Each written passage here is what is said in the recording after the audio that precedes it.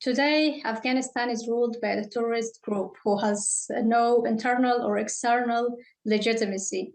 And the serious violation of human rights are like taking place, and women are deprived from all their rights. Arrests, murder, and forced migration have reached their peak. I'm talking about Taliban. So by shedding the blood of this nation or like Afghan people, Taliban terrorists have taken over the sovereignty of this land. They have killed innocent people for many years under various pretexts.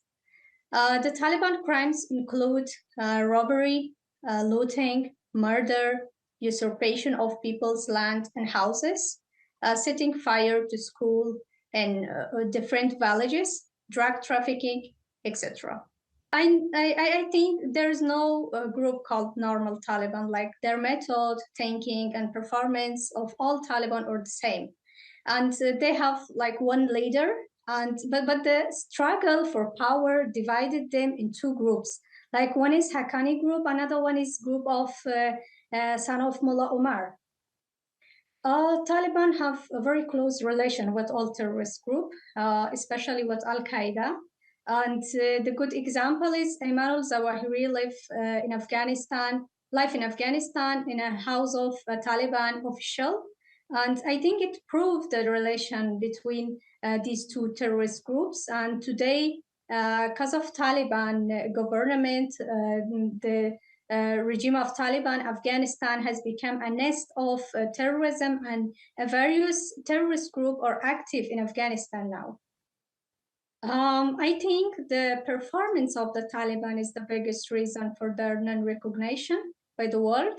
But it's true that it's also matter, like their relation with other terrorist groups, it's also matter. But I'm like just asking, like, isn't it a great shame for the world to recognize a terrorist group? So, like, what does the fight against terrorism mean for them? The recognition of Taliban terrorists in Afghanistan calls into questions like the entire fight against the terrorism.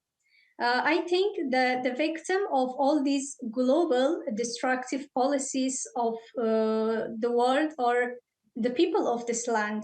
Like the world knows what's happening in Afghanistan, and they remain silent to make a deal with them and impose them on a people of Afghanistan. But I think the power of the Taliban is no longer an issue here, but the matter is the will of the world to fight terrorism. It's like the government of like the regime of the Taliban is not acceptable for the people of Afghanistan. But for the world, the important thing is like the relation between these terrorist groups. But like it's very like questionable for me. Like, is it possible to expect from a terrorist group to not have a relation with some other groups or like with each others? And it doesn't matter for the world that the woman or like the woman, they doesn't have any right in Afghanistan now. And I'm like really sorry for the world policy against the people of Afghanistan.